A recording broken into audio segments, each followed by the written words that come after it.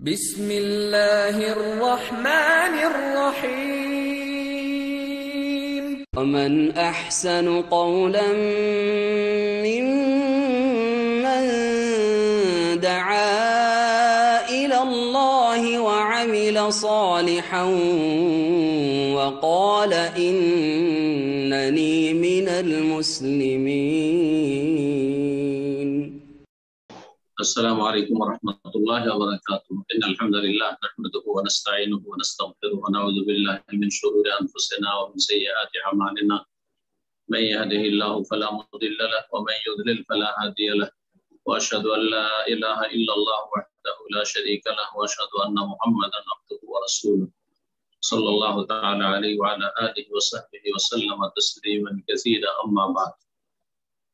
সম্মানিত দ্বীনী ভাতৃমণ্ডলী, আল্লাহ রাব্বুল আলামিনের প্রশংসা এবং প্রিয় রাসূল সাল্লাল্লাহু আলাইহি সাল্লামের উপর সালাত ও সালামের পরে আজ 15ই জিলহজ 1442 হিজরি মোতাবেক 25শে জুলাই 2021 আমাদের ধারাবাহিক আলোচনা নাজাত প্রাপ্ত দলের আকীদা নিয়ে যে চলে আসছে তার পর্ব নম্বর 51।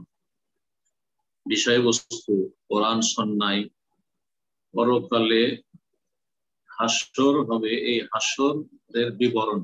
কোরআন সুন্নাহ হাসরের বিবরণ বা হাসরের বর্ণনা। এ সম্পর্কে লেখক ইমাম হাকামি রাহমাতুল্লাহ আলাইহি বেশ কয়েকটি আয়াত নিয়ে এসেছেন। প্রথম দলিল হিসাবে যে সমস্ত মানুষের হাসর হবে, আল্লাহ রাব্বুল সবাইকে কিয়ামতের ময়দানে একত্রিত করবেন। হাসর মানে একত্রিত করা, সমবেত করা। আর তারপরে হাদিস নিয়ে এসেছেন কয়েকটি, সংক্ষেপে আজকের এই আলোচনা হবে ইনশাআল্লাহ। আর তারপরে প্রশ্ন উত্তর পর্ব। আল্লাহ রাব্বুল আলামিন যেন আমাদেরকে সবসময় সঠিক কথা, কোরআন সুন্নাহ ভিত্তিক কথা বলার এবং সেই অনুযায়ী চলার তৌফিক দান করেন এবং সমস্ত রকমের অনিষ্টকারীদের অনিষ্ট থেকে আল্লাহ সকলের হেফাজত করেন। সমস্ত বাতিলপন্থী শিরক বিদআতকে যারা পছন্দ করে, যারা চরমপন্থীকে খাওয়ারিজদেরকে পছন্দ করে এবং খাওয়ারিজদের পৃষ্ঠপোষক, তাদের অনিষ্ট, তাদের দিকে আল্লাহ যেন ফিরিয়ে দেন। আলোচনা শুরু করি।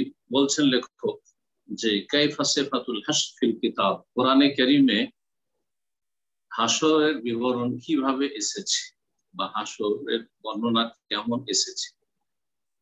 বলছেন ফি সিফাতিহি আয়াতুন কাসীরা, এই হাসর বা একত্রীকরণ যে হবে কিয়ামতের মাঠে, তার বর্ণনা সম্পর্কে বেশ কিছু আয়াত বা অনেকগুলি আয়াত এসেছে। আয়াতুন কাসীরা, অনেকগুলি আয়াত এসেছে, যার কয়েকটি আয়াত এখানে আমরা পেশ করছি। মিনহা কাউলুহু তাআলা, তার একটি আয়াত সূরা আনআম আয়াত নম্বর 94। রব্বুল আলামিন ইরশাদ করেছেন ওয়ালাকাদ জিতুমুনা ফুরাদা কামা খালাকনাকুম আউওয়ালা মাররা, আর নিঃসন্দেহে তোমরা এসেছো আমার নিকট একাকী অবস্থায়। আল্লাহ রাব্বুল আলামিন কিয়ামতের মাঠে সমস্ত মানব জগৎকে সম্বোধন করে বলবেন ওয়ালাকাদ জিতুমুনা ফুরাদা, নিঃসন্দেহে তোমরা আজকে এসেছো ফুরাদা, আমার কাছে একাকী অবস্থায়। আর কোরআনের ভাষায় কখনো কখনো অতীতের সেগাগুলি বর্তমান ক্ষেত্রেও বলা হয়, যে বিষয়টি সুনিশ্চিত আল্লাহর পক্ষ থেকে সেসব বিষয় সম্পর্কে। যেমন কাদ আফলাহাল মুমিনুন, মুমিনরা সফল কাম হয়েছে। কাদ আফলাহা মান তাযাক্কা, কাদ আফলাহা মান যাক্কাহা, মুমিনরা সফল কাম হয়েছে, যারা আত্মার পরিশুদ্ধি করেছে তারা সফল কাম হয়েছে, মানে সফল কাম হবে। ভবিষ্যৎকে অতীত দিয়ে ব্যক্ত করা কোরআনের একটি বচন ভঙ্গি এবং অলংকার, যেহেতু বিষয়গুলি সুনিশ্চিত, কোনো সন্দেহ নেই। তো আল্লাহ বলছেন ওয়ালাকাদ জিতুমুনা ফুরাদা, নিঃসন্দেহে তোমরা আমার কাছে আসবে একাকী অবস্থায়। সবাই একা, কেউ কারো সাথ ধরে আসবে না। স্বামী স্ত্রী হাত ধরে আসবে, আর বাপ মায়ের সাথে ছেলে মেয়েরা আসবে, ভাই বোন একসাথে আসবে না, বন্ধু বান্ধবের সাথে আসবে, কেউ কারো সাথে আসবে। ওয়ালাকাদ জিতুমুনা ফুরাদা, নিঃসন্দেহে তোমরা আমার নিকট আগমন করবে ফুরাদা, একাকী অবস্থায়। কামা খালাকনাকুম আউওয়ালা মাররা, যেমন তোমাদেরকে সৃষ্টি করেছি প্রথমবারে সবাই যে পৃথিবীতে ভূমিষ্ঠ হয়ে এসেছেন মাতৃগর্ভ থেকে একাকী অবস্থায়, কেউ তখন সাথে আসেন, একা এসেছি, একা কবরে যেতে হবে এবং একা হাসরের দিন, কিয়ামতের দিনে হাসরের ময়দানে উঠতে হবে, হাজির হতে হবে। আল্লাহ রাব্বুল আলামিন সবকিছু যেন সহজ করে দেন। সূরা আনআম আয়াত নম্বর 94।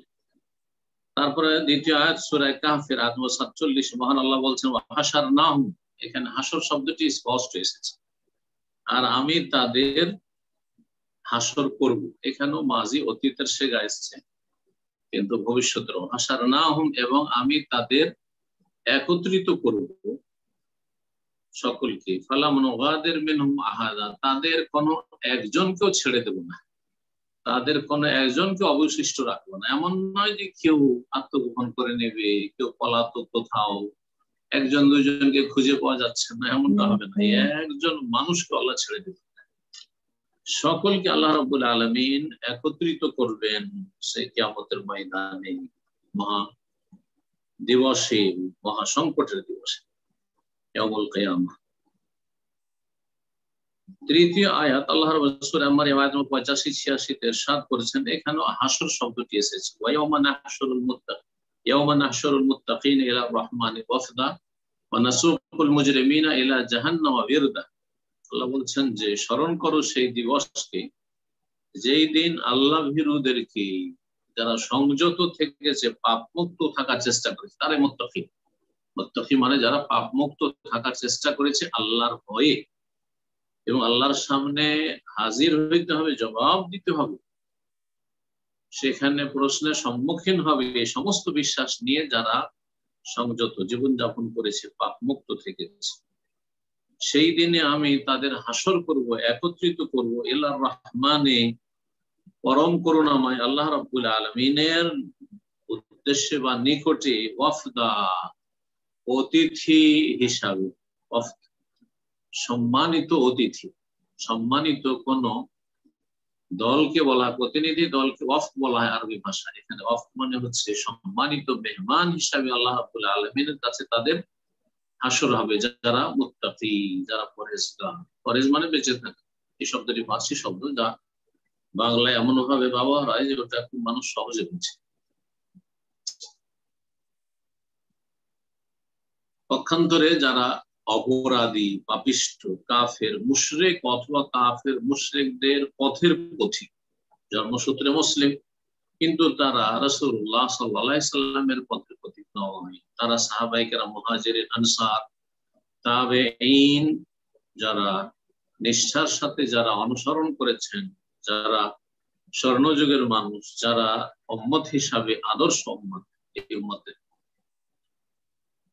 তাদের অনুসরণ করেনি, তাদের পথের পথিক হয়নি, তারা হচ্ছে মুজরিমিন, তারা হচ্ছে অপরাধী।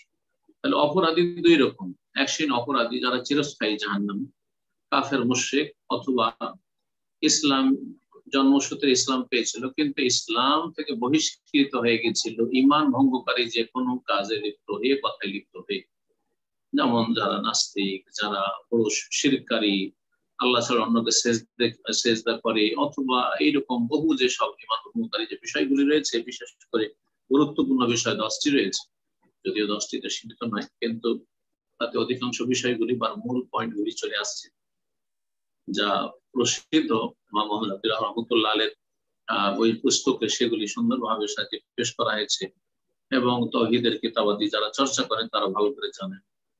এরা জন্মসূত্রে মুসলিম হলেও এরা হচ্ছে বড় মুজরিম, বড় অপরাধী।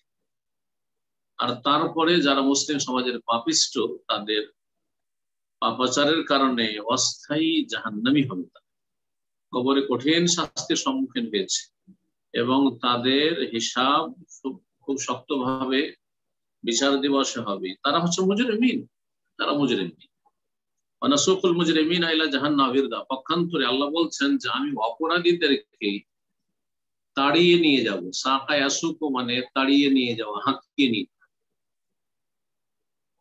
অপরাধীদেরকে আমি তাড়িয়ে নিয়ে যাব জাহান্নামের দিকে, বিরদা, পিপাসিত যে গবাদি পশু যেমন গরু বা অন্যান্য জীবজন্তু যেগুলো রয়েছে, পিপাসিত যেসব গবাদি পশুকে মানুষ পানির ঘাটে তাড়িয়ে নিয়ে যায় তাড়াতাড়ি, যে তাড়াতাড়ি পানি পান করায়, না হইলে মরে যাবে পিপাসার কারণে। তো ওই রকম ভাবে তাদেরকে তাড়িয়ে নিয়ে যাবে। আল্লাহ, কত লাঞ্ছনা! সেই পৃথিবীর সবচেয়ে বড় হিরো তারা ছিল। পৃথিবীতে তাদের দাপটের শেষ ছিল না, পৃথিবীতে তাদের দল ভারী, পৃথিবীতে বাতিল পন্থীদের সবসময় দল ভারী। সুতরাং জাহান্নামেও তাদের দল ভারী হবে, অধিকাংশ জাহান্নামী হবে। ওয়ানাসুকুল মুজরিমিনা ইলা জাহান্নাম বিরদা, আল্লাহ বলছেন যে অপরাধীদেরকে জাহান্নামে আমি তাড়িয়ে নিয়ে যাব বিরদা, পিপাসিত গরু মতো বা গবাদি পশুর মতো করে। তারপরে আল্লাহ রাব্বুল আলামিন 4 নম্বর আয়াতে ইরশাদ করেছেন, ওয়া কুনতুম আজওয়াজান সালাসা, তোমরা কিয়ামতের দিবসে 3 শ্রেণীতে বিভক্ত হবে। আজওয়াজান সালাসা, আজওয়াজ মানে আসনাফ, এখানে 3 শ্রেণীতে বিভক্ত হবে, মানুষকে 3 ভাগে ভাগ করা হবে। এক হচ্ছে আসহাবুল মাইমানা, আর এক হচ্ছে আসহাবুল মাশআমা বা আসহাবুশ শিমাল অন্য আয়াতের ভাষায়, আর আসহাবুল মাইমানার অপর নাম হচ্ছে আসহাবুল ইয়ামিন অন্য আয়াতে যেমন রয়েছে। আর তৃতীয় সবচেয়ে উৎকৃষ্ট দল, সম্মানিত দল হচ্ছে আস-সাবিকুন, আস-সাবিকুন, অগ্রগামী যারা পৃথিবীতে ঈমান আমলে অগ্রগামী ছিল, সুতরাং আখিরাতেও জান্নাতে যেতে তারা অগ্রগামী থাকবে। অকুনতুম আজওয়াজান সালাসা, হে মানব জগৎ, তোমরা 3 ভাগে বিভক্ত হবে সেই দিন। আসহাবুল মাইমানা, একদল হবে ডান দিকের বা ডানপন্থী। এই পৃথিবীর রাজনৈতিক ভাষায় ডানপন্থী নয়, কিন্তু সেই দিনে তারা ডান দিকের হবে, মানে তাদের ডান হাতে আমলনামা তারা প্রাপ্ত হবে। মা আসহাবুল মাইমানা, কত সম্মানিত, কত না সম্মানিত ডান দিকের লোকেরা বা ডান দিকের দল। ওয়া আসহাবুল মাশআমা, আর বামপন্থী বা বাম দিকের দল হবে, যাদের বাম হাতের পেছন থেকে আমলনামা দেওয়া যাবে। মা আসহাবুল মাইমানা, কত না দুর্ভাগা হবে, কত না হতভাগা হবে, কত না লাঞ্ছিত হবে সেই বামপন্থী বা বাম দিকের দলটি। এটি দ্বিতীয় দল হয়ে গেল, যারা বড়ই হতভাগা, যারা জাহান্নামী।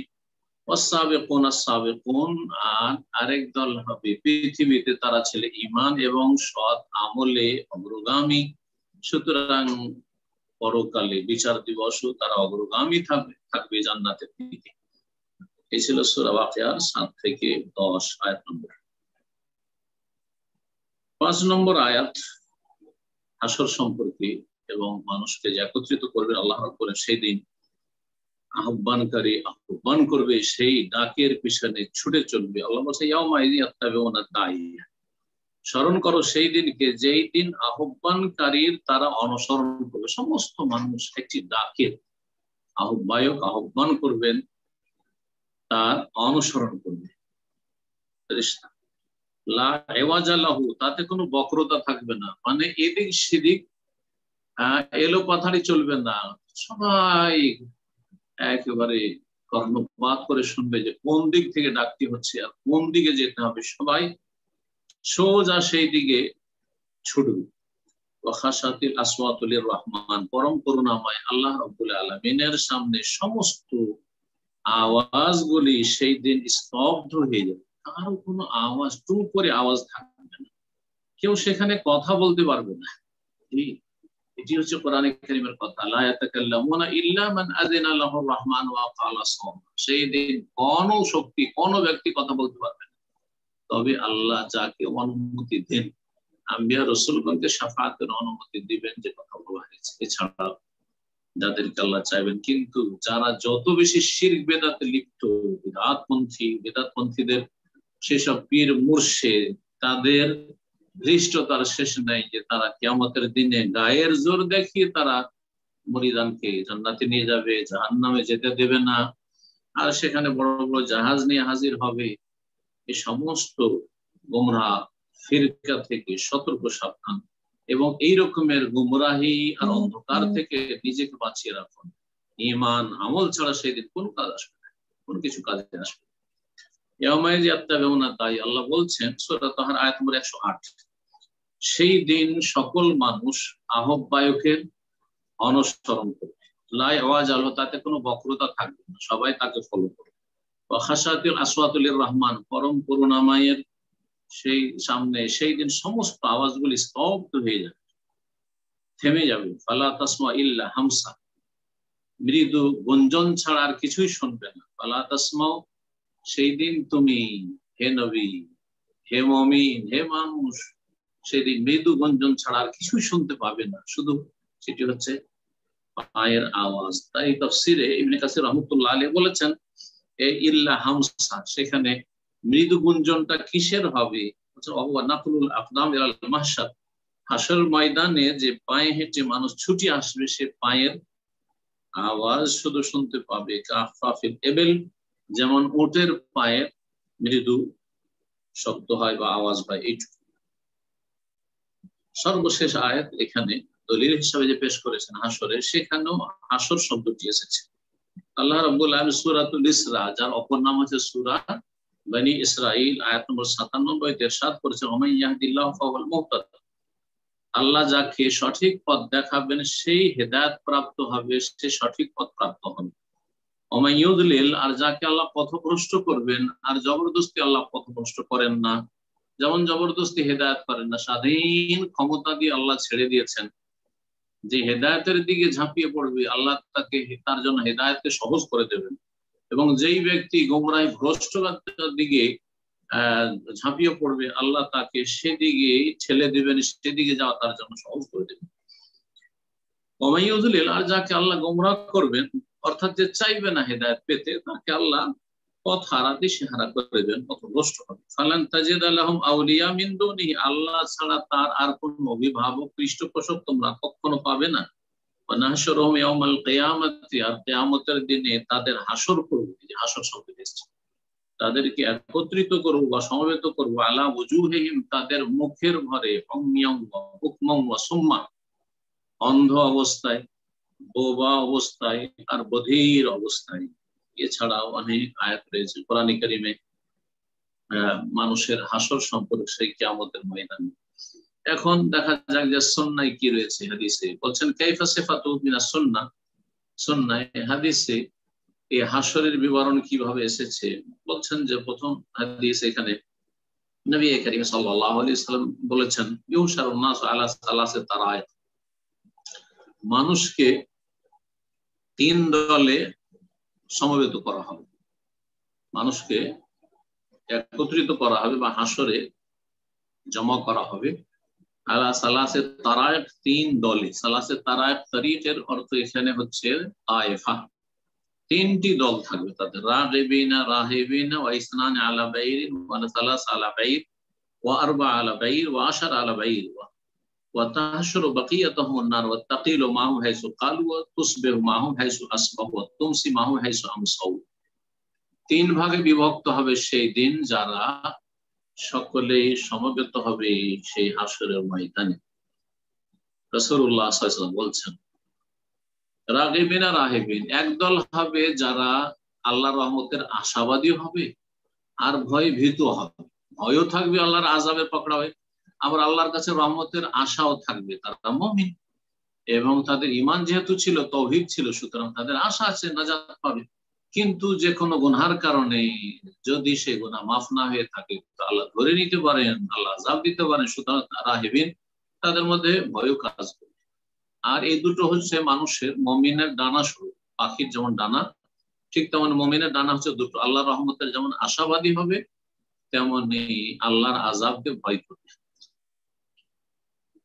দ্বিতীয় দল হবে ওয়াইসনান আলা বাইর, উটের পিঠে একত্রিত হবে, দুইজন একটি উটের পিঠে চাপবে। ওয়া সালাস আলা বাইর, উটের সংখ্যা কম, সুতরাং একটি উটের পিঠে তিনজনও চাপবে। ওয়া আরবা আলা বাইর, চারজন কোন কোন উটের উপর চেপে থাকবে। আশার আলা বাইর, কোন কোন উটের পিঠে 10 জন চেপে থাকবে। এটি হচ্ছে দ্বিতীয় দল।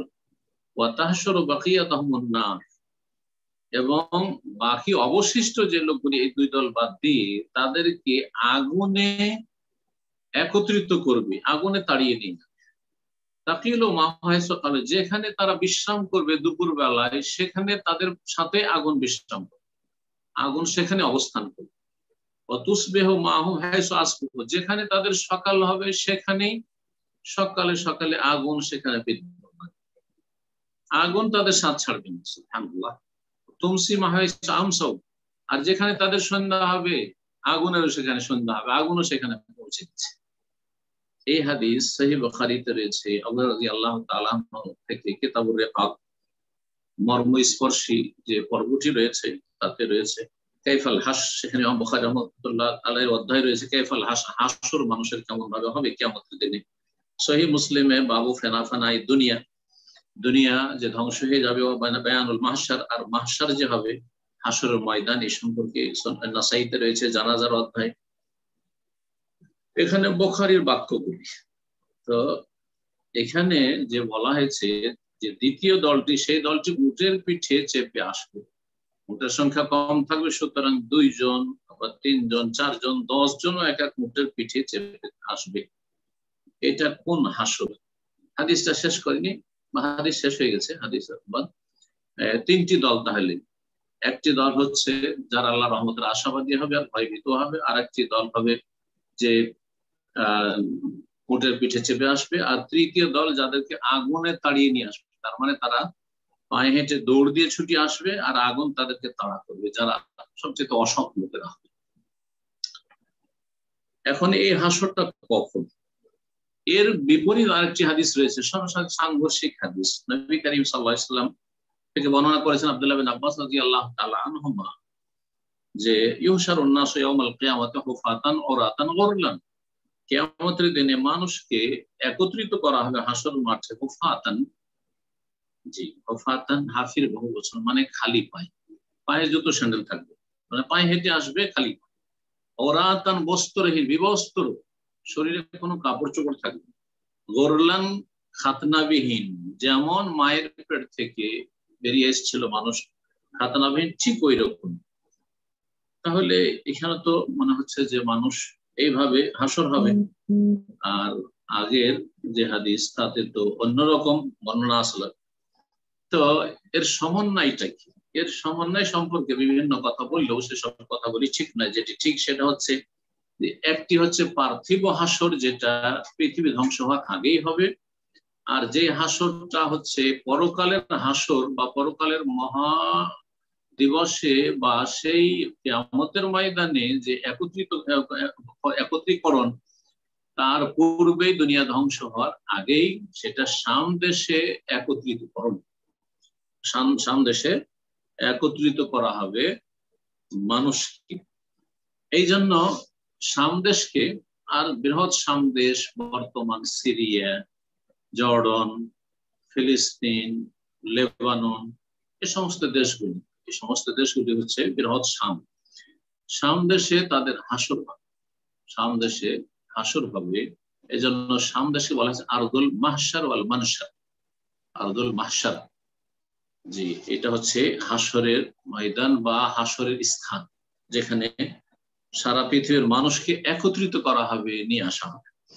তো এটা পৃথিবীর অবস্থা বলছেন। এই ক্ষেত্রে হাফেজ ইবনে হাজার রাহমাতুল্লাহ আলাইহি তার প্রসিদ্ধ ভাষ্য সহিহ বুখারী ফাতুল বারীতে যে ওয়াল জামু বাইনাহুমা, এই 2 পরস্পর বিরোধী হাদিসের মাঝে সমন্বয় হচ্ছে আন্না হাসার নাসে তাওয়াইফ ইয়াকুন ফি দুনিয়া, মানুষকে যে 3 ভাগে বিভক্ত করে হাসর করা হবে, মানে একত্রিত করা হবে, সেটা দুনিয়াতে হবে ক্বাবলা কিয়ামিস সা, কিয়ামত হওয়ার আগে।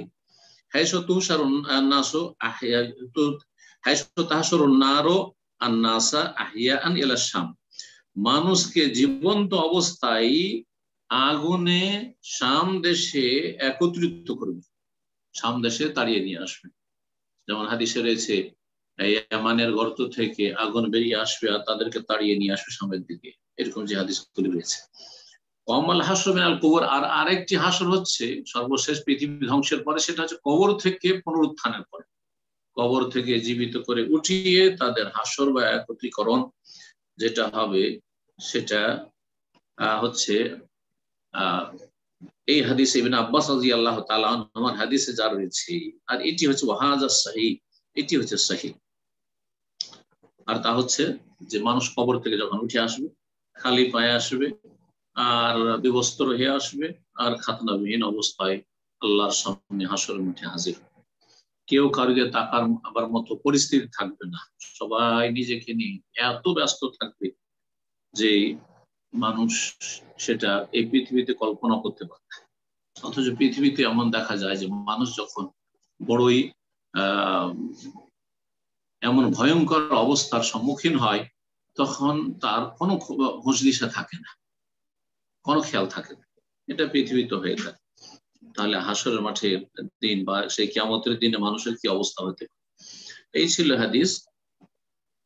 আর তারপরে আনাস মালিক রাদিয়াল্লাহু তাআলা থেকে আরেকটি হাদিস বর্ণনা করেছেন, লেখক বলেছেন আন্না রাজুলান ক্বালা, জনৈক ব্যক্তি বলল, ইয়া নবী আল্লাহ, হে আল্লাহর নবী, কাইফা ইউশারুল কাফির আলা ওয়াজহিহি, কাফিরকে মুখের ভরে কেমন করে কিয়ামতের দিনে আনা হবে, হাসর করা হবে। কিয়ামতের মাঠে পায়ে হেঁটে আসবে না কাফেররা, মুখের ভরে হেঁটে আসবে। এটা তো আশ্চর্যজনক বিষয় যে মুখের ভরে কেমন করে হাঁটে। পায়ে মানুষ হাঁটতে পারে কিন্তু মুখের ভরে কেমন করে হাঁটবে, প্রশ্ন। কালা, তখন রাসূল বললেন, আলাইসাল্লাযী আমশাহু আলা রিজলাইনি ফিদ দুনিয়া কাদিরান আলা ইউমশিয়াহু আলা ওয়াজহিহি ইয়াউমাল কিয়ামাহ।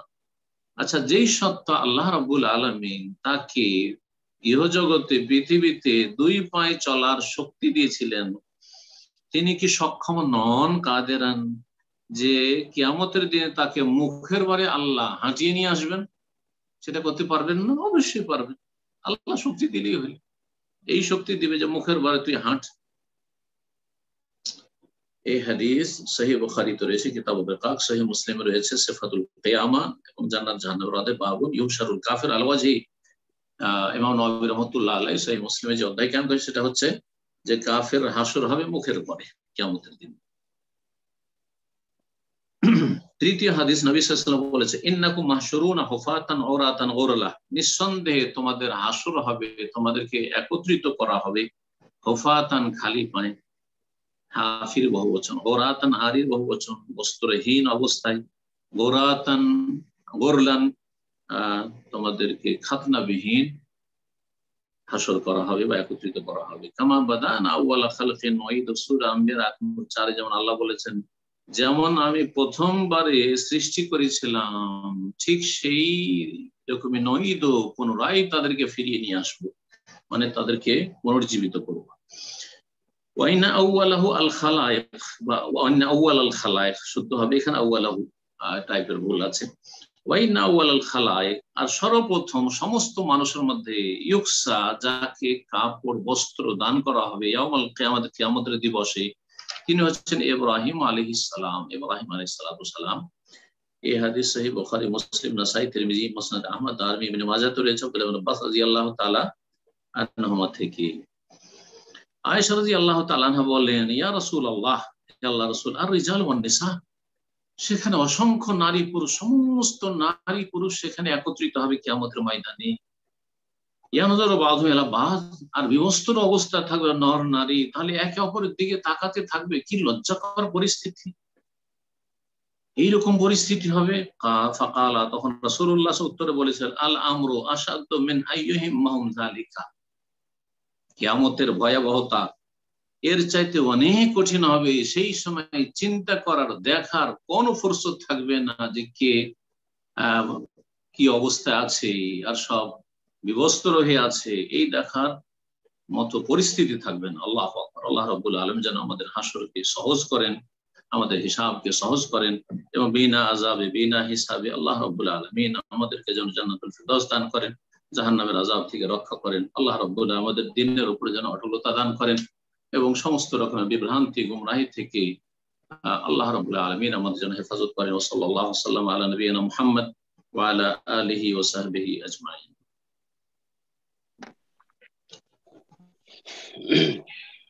জাযাকাল্লাহু খাইরান। সম্মানিত দিনী ভাই বোনেরা, এখনই আমাদের প্রশ্নোত্তর পর্ব শুরু হবে। তার পূর্বে একটি ছোট্ট জরুরি ঘোষণা আমাদের অ্যাবাউট তাওহীদের ডাক নিউ ইয়র্ক ইউটিউব চ্যানেল সম্পর্কিত। প্রথমত জানাচ্ছি যে আমাদের যে লেকচার গুলো আপলোড করা হয়েছিল না, প্রত্যেকটা লেকচার আলহামদুলিল্লাহ আপলোড করা হয়েছে। এখন থেকে প্রত্যেক সপ্তাহের লেকচার আমরা প্রত্যেক সপ্তাহে পেয়ে যাবো ইনশাআল্লাহ। যারা এই সম্পর্কে কাজ করতেছেন তাদের জন্য আমরা দোয়া করি, আল্লাহ যেন তাদেরকে তৌফিক দান করেন প্রত্যেক সপ্তাহের লেকচার প্রত্যেক সপ্তাহে আপলোড করার জন্য। তো জরুরি যে বিষয়টা জানাতে যাচ্ছি এবং যাতে আপনাদের সহযোগিতা চাচ্ছি, যে আমাদের এই ইউটিউব চ্যানেলটি আমরা জানি যে আল্লাহ সন্তুষ্টির জন্য আমরা ওপেন করেছি, শুধুমাত্র শেখের যে আমাদের তাওহীদের ডাক নিয়ে হচ্ছে আমাদের যে জুম কনফারেন্সের যে আলোচনাগুলো হয়ে থাকে এবং জরুরি আলোচনাগুলো এখানে আপলোড করা হয়। তো আল্লাহ সন্তুষ্টির জন্য এই চ্যানেলটা খোলা হয়েছে, কিন্তু এখানে বিশেষ কারণেই আমাদের অজান্তেই এখানে বিভিন্ন ধরনের অ্যাড আসতেছে, যে মেসেজ গুলো আমরা পেয়ে থাকি, পাচ্ছি সবার কাছ থেকে, এবং আমরা জানি যে এই বিষয়গুলো হচ্ছে। তো এটাকে আমরা বন্ধ করার জন্য চেষ্টা করতেছি, বিশেষভাবে আমরা ভাইরা অনেকভাবে চেষ্টা করতেছেন, কিন্তু এখন পর্যন্ত সেটা সম্ভব হয়ে ওঠেনি। তো আমি সকলের মনোযোগ আকর্ষণ করব যে আমাদের ভিতরে যদি কোনো ভাই বা বোন কারো যদি জানা থাকে এই সম্পর্কে, যেটা কিভাবে এটাকে স্টপ করানো যায়, তাহলে আমাদেরকে অবশ্যই জুম কনফারেন্সের ইনবক্সে আপনারা আমাদেরকে নক করতে পারেন, অথবা হোয়াটসঅ্যাপ গ্রুপে আপনারা আপনাদের মেসেজ পাঠিয়ে আমাদেরকে সহযোগিতা করতে পারেন। জাযাকাল্লাহ খায়রান। তো ইনশাআল্লাহ আমরা এখন এই প্রশ্নোত্তর পর্বে চলে যাচ্ছি। শুরুতে প্রশ্ন করবেন কামরুজ্জামান, আপনি প্রশ্ন করুন। আসসালামু আলাইকুম ওয়া রাহমাতুল্লাহ। ওয়ালাইকুম আসসালাম ওয়া রাহমাতুল্লাহি ওয়া বারাকাতুহু। শেখ জি বলেন। কামরুজ্জামান গাফিলতি বলছিলাম। শেখ কেমন আছেন? জি বলেন। শেখ আমি একটা প্রশ্নটা হচ্ছে এই প্রশ্ন একটা মাসালা আর কি, যেটা হানাফি মাযহাব আছে সম্ভবত, যে সালাতে হয়তো 2 রাকাত 1 রাকাত আমি পড়ছি, পড়ার পরে ওযু চলে গেল। এই মুহূর্তে যে সালাত থেকে উঠে যাই, ওযু করে আবার সালাত শুরু করলাম, তখন আমি যে 2 রাকাত বা 1 রাকাত পড়ছি, আমি সেখান থেকেই শুরু করতে পারবো? আমি হয়তো পরবর্তীতে 1 রাকাত পাইছি, কিংবা মানে আমার স্টিল ওই 2 রাকাত আমার বলবৎ থাকছে সালাত যে মাসালাটা। কিন্তু এই মাসালাটা যেটা আমি যতটুকু শুনছি যে এটা সেটা তো আমরা বলিনি যে আগের সালাত থাকবে, ওযু নষ্ট হয়েছে, আগের সালাত ক্যান্সেল। জি না, সেটা এই মাসলাটা সেটা শুনছি, কিন্তু এখন কথা হচ্ছে যে আমাদের এই মাসলাটার কারণে আমাদের সহিহ আলেমদের ভিতর 2জন বিজ্ঞ আলেমে, তাদের ইউটিউবে তাদের 2জনের লেকচার আছে এই মাসলার সহমতে। তো অনেকে এই মাসলাটার কারণে অনেকে বলছে যে এত বড় আলেমরা যেহেতু এই মাসলাতে তারা সহমত আছে যে ঠিক আছে সালাত এইভাবে কন্টিনিউ করা যাবে। তো ওই বিষয়টা আমি ক্লিয়ার হতে চাচ্ছি। আগের সালাত রাখা যাবে বলছে? জি না, ভুল কথা, ভুল বলেছে, যত বড় আলেম ভুল বলেছে। ভাই প্রশ্ন করেছেন, আশা করি প্রশ্ন বুঝতে পেরেছেন। বিসমিল্লাহ, আলহামদুলিল্লাহ, ওয়াসসালাতু ওয়াসসালামু আলা রাসূলিল্লাহ ওয়া আলা আলিহি ওয়া সাহবিহি আজমাইন। প্রশ্ন করেছেন যে যদি কোনো ব্যক্তি 2 রাকাত বা 1 রাকাত বা 3 রাকাত সালাত আদায় করেছে, তারপরে তার ওযু ভঙ্গ হয়ে গেছে, গেল ওযু করে আসলো, ওযু করে আসার পরে সেই জামাত পেল অথবা পেল না, তো আগের সালাতগুলিকে বুনিয়াদ করে বা সেগুলিকে সংরক্ষণ রেখে তার উপর ভিত্তি করে বাকি সালাতটা পুরা করতে পারবে না পারবে না? ওযু ভঙ্গ হয়ে গেলে এই ক্ষেত্রে কোনো সুযোগ নেই। জি, আশা করি বুঝতে পেরেছেন। জাযাকাল্লাহ খায়রান। তো এই পর্যায়ে প্রশ্ন করবেন তাসলিমা বেগম, আপনি প্রশ্ন করুন। আসসালামু আলাইকুম সাইদ, আমি লস এঞ্জেলস থেকে বলছিলাম। জি কেমন আছেন সাইদ? আলহামদুলিল্লাহ। বলেন। আলহামদুলিল্লাহ সাহেব, আপনারই মতো চলি, আপনার অনেক কিছুই শুনে আমরা এই পর্যন্ত হেদায়েতে আছি। আল্লাহ যেন মৃত্যু আগ পর্যন্ত রাখে, আপনাকে হায়াত রিজিক দান করুক, আর আমরা যেন আরো বেশি বেশি দিন শিখতে পারি। আর সাহেব, আমার প্রশ্ন হচ্ছে, আমার ছেলেটা তো 13 বছর শেষ হয়নি, অক্টোবরের শেষের দিকে শেষ হইব। তো হাতে পায়ে আর কি লম্বা চড়া দেখা যায়, যেমন 18-20। তাই জুন মাসে তো স্কুল বন্ধ হয়েছে, তা আমি 1 মাস আমার বাসার থেকে চাইল্ড ব্লক মসজিদ বাঙালিরা সবাই মিলে করছে, তো ওখানে হানাফি ভাইরা আর কি নামাজ পড়ায়। এখন আমার কোনো উপায় নাই, ছেলেটার 1 মাস আসা না, আমি বোরকা কইরা আপনার আমি যেভাবে যতটুকু হেজাব করি ওভাবে জোহর আসর মাগরিব এটা আর কি সময়ের ভিতরে পড়ে। তো আমি ছেলেরে নিয়ে ওখানে মহিলাদের ব্যবস্থা আছে, নামাজ পড়তাম, অন্য কোনো মহিলারা তেমন একটা যায় না, খুব কম। এখন মাশাআল্লাহ 1 মাস হয়ে গেছে, ও এখন নিজে নিজে যাইতে পারে। আর মাগরিবটা 8টা বাজে হয়, 8টার পর আর আসে না, একবার এশার 10টা বাজে হয়, 10:30টার দিকে আমি এশার পরে ওরে আনতে যাই। এখন আমার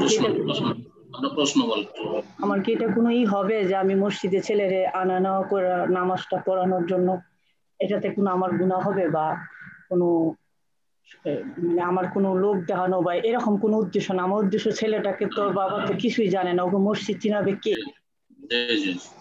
কোনো অসুবিধা নেই, কোনো অসুবিধা নেই। এখানে সৌদি আরব ছেলে মেয়েদেরকে মায়েরা স্কুল মাদ্রাসায় হাত ধরে দিয়ে আসে, ছোটদেরকে নিয়ে আসে, সুতরাং মসজিদে দিয়ে আসছেন, সেখানে দিন শিখবে, কোরআন শিখবে, অসুবিধা নাই। মামাতে কানামামে ভালো, সেখানে যদি আপনি কোরআন সুন্নাহ নির্ভেজাল অনুসারী দেরকে না পান, তো যারা মাযহাবধারী তাদের কাছ থেকে ভালোটা শিখবেন, আর যেগুলো ভুল সেগুলি সম্পর্কে একটু সজাগ থাকতে হবে। তাদের মধ্যে যে সব বিদআত রয়েছে সেগুলি সম্পর্কে ছেলেকে সজাগ করতে হবে এবং জানিয়ে দিতে হবে। এবং আপনাকে খেয়াল রাখতে হবে যে সেখানে আবার ওই বিদআতের নিয়ত না শিখায়, নাওয়াইত পড়া না শিখায়, আর ওই যায় নামাজের দোয়া না শিখায়, সম্মিলিত মোনাজাতের বিদআত না শিখায়, আর মিলাদ কিয়াম না শিখায়। এগুলো থেকে যেন বেঁচে থাকে, কারণ বিদআত করলে বাকি আমলগুলো সব নষ্ট হয়ে যায়। এইভাবে বিদআতের আমল আসলে থাকে না। বিদআত যখন করে তখন আমলগুলি সব অসার হয়ে যায়। সুতরাং এই ক্ষেত্রে সতর্ক থাকবেন। কিন্তু নিরুপায়, সেই জন্য সেখানে বাচ্চা দিচ্ছেন, অসুবিধা নেই। আর যেটা আসল বিষয় জিজ্ঞেস করেছেন সেটা হচ্ছে, আমি যে দিয়ে আসছি নিয়ে আসছি, ভালো কাজ করছেন, আপনি নেকির কাজে সহযোগিতা করছেন, এতে আবার সংশয় কিসের, অথবা এতে কারো আবার বলার কিসের? তারপরে আপনার অন্তর আল্লাহ জানছেন, কারো বলারই বা কি আছে, যে লোক দেখানো হচ্ছে বা কিছু হচ্ছে। যে বলবে সে ভুল করবে, সে গুনাহের কাজ করবে। জি, আল্লাহ যেন ভালো কাজের তৌফিক দান করেন এবং আপনার ছেলেকে ভালো ইসলামী তরবিয়তের এবং ইসলামের উপর অটল রাখার জন্য আল্লাহ যেন সহজ করে দেন, এবং আল্লাহ যেন তাকে এবং আমাদের সকলকে দিনের উপর সর্বদা অটলতা দান করেন। জি, ইনশাআল্লাহ। এই পর্যায়ে প্রশ্ন করবেন সাব্বির হোসেন, আপনি প্রশ্ন করুন।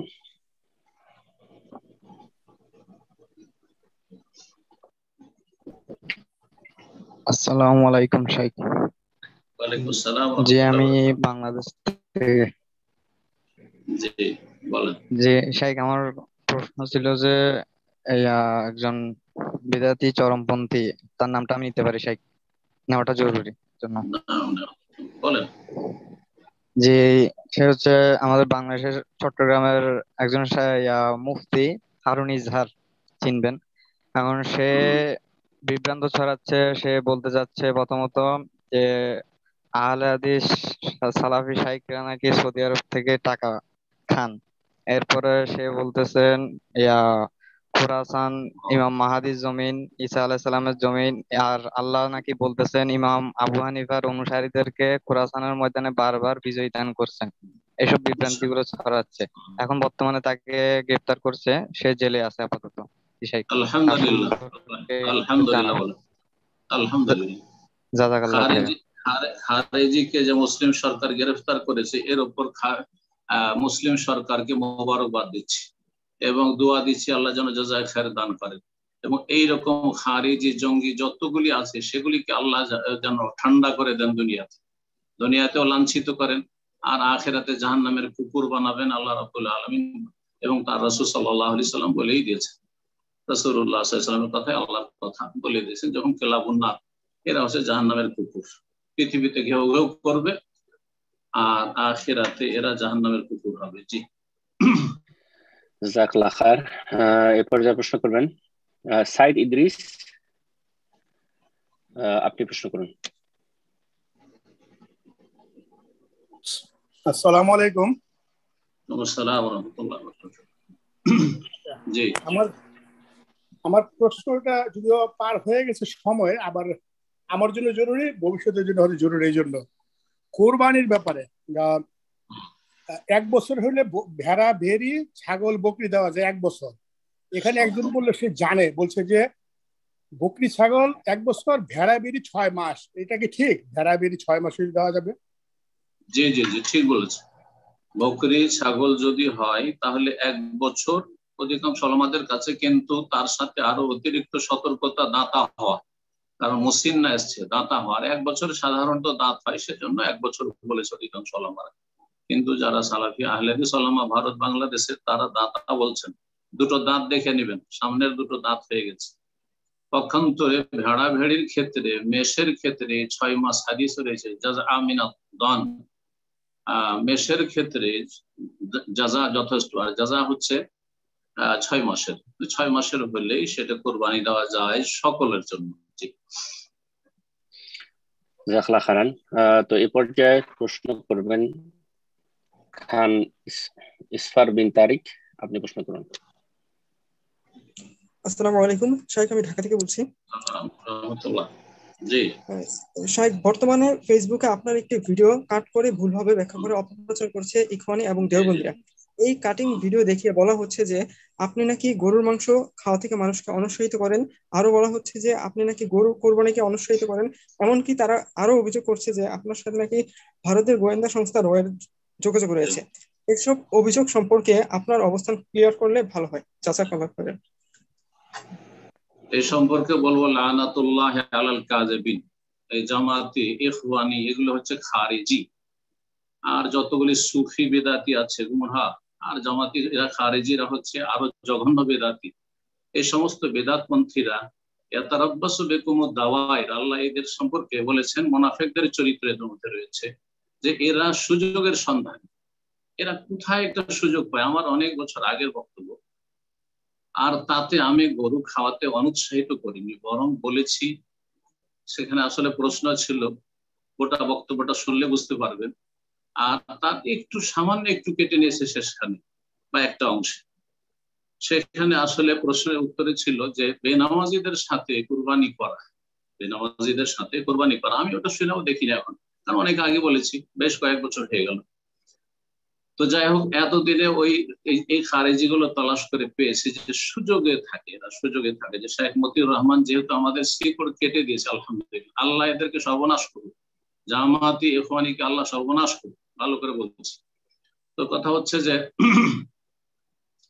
এরা এই সুযোগের সুযোগ, এর সম্পর্ক জুড়ে দিই যারা গরু হত্যার বিরোধী তাদের সাথে।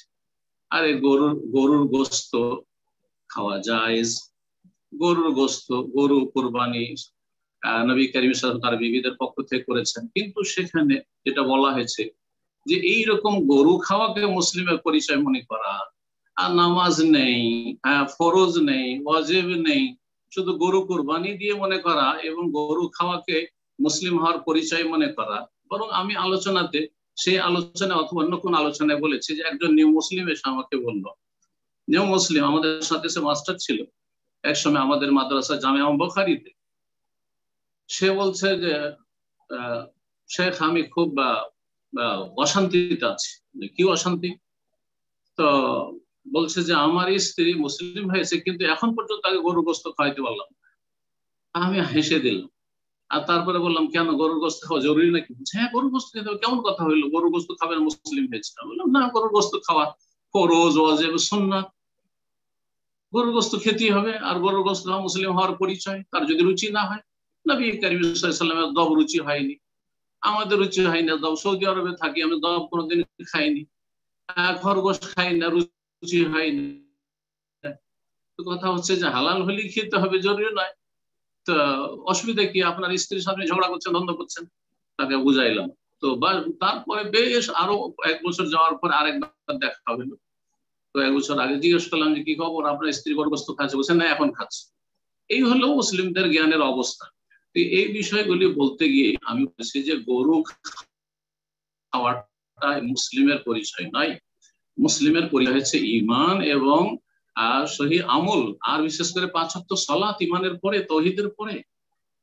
খবর মাজার পূজা করে আর নিজেকে মুসলিম বলে, হ্যাঁ, নামাজ পড়ে না, আর এই কোরবানি দিয়ে মনে করে গরু কোরবানি দিয়ে মুসলিমের পরিচয় দিল। এইগুলো সম্পর্কে বলেছি।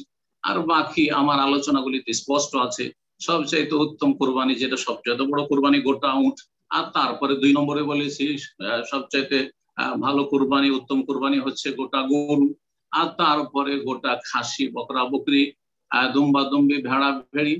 আর তারপরে তখন আসছে উটের ভাগ, তারপরে গরুর ভাগ, এইভাবে বলেছি। আর তারপরে আমি গরু জবাইয়ের বা গরুর গোস্ত খাওয়ার বিরোধিতা করছি। কেন? আপনাদের এই জামাতি মোল্লাগুলো আর এই বিদাতি মোল্লাগুলো মনে করে যে গরু খাওয়াটা ইসলামের পরিচয়। মোটেই না, পরিচয় নেই। সারা জীবন কেউ গরু না খাইতে কোনো অসুবিধা নেই। আর গরু খেয়ে কোনোদিন জান্নাতে যেতে পারবে না যদি তার যদি তাওহীদ না থাকে, আর সে যদি আপনার কি বলে বেনামাজি হয় অথবা খারিজি হয়, যে খারিজি গুলোর কথা বলছি, খারিজি জাহান্নামের কুকুর হবে। এই জাহান্নামের কুকুরগুলো দুনিয়াতেও ঘেউ ঘেউ করছে আমার পেছনে, আর আখিরাতে ইনশাআল্লাহ তাআলা তারা ঘেউ ঘেউ করতে করতে যাবে জাহান্নামে। আল্লাহ হেফাজত করে এদের অনিষ্ট থেকে, এবং এদের অনিষ্ট এদের দিকে আল্লাহ ফিরিয়ে দিক। জাযাকুমুল্লাহু খাইর। বারাকাল্লাহু ফিকুম। তো ইনশাআল্লাহ এই পর্যায়ে প্রশ্ন করবেন মোহাম্মদ মাহাদি, আপনি প্রশ্ন করুন। জি শাইখ, আসসালামু আলাইকুম ওয়া রাহমাতুল্লাহ। ওয়ালাইকুম আসসালাম ওয়া রাহমাতুল্লাহি ওয়া বারাকাতুহু। জি শাইখ, আমি বাংলাদেশের চট্টগ্রাম থেকে বলতেছি। শাইখ, আমার প্রশ্নটা কোনো মাসালা কিংবা আকীদা বিষয়ে নয়, বরং পড়াশোনার বিষয়ে। বর্তমানে শাইখ আমি জেনারেল লাইনে পড়ালেখা করতেছি কলেজে। এখন সামনে ইনশাআল্লাহ ভার্সিটিতে উঠবো, কিন্তু আমার শাইখ জেনারেল লাইনে পড়ালেখা করার ইচ্ছা নাই।